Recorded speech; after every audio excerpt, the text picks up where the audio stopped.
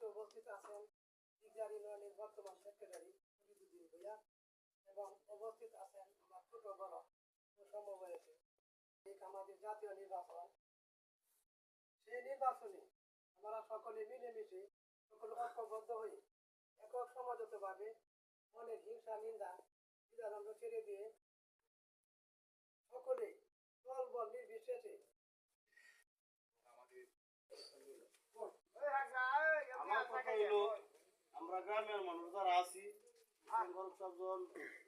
আসবে দেখি সকলে আমরা গিয়া একত্রিত হইয়া তার সামনে যাইতে দিছে কথা কইতাম পারি মানুষটা যাই না গেল যে সিন্ধার মানুষে আমারে ভোট দিব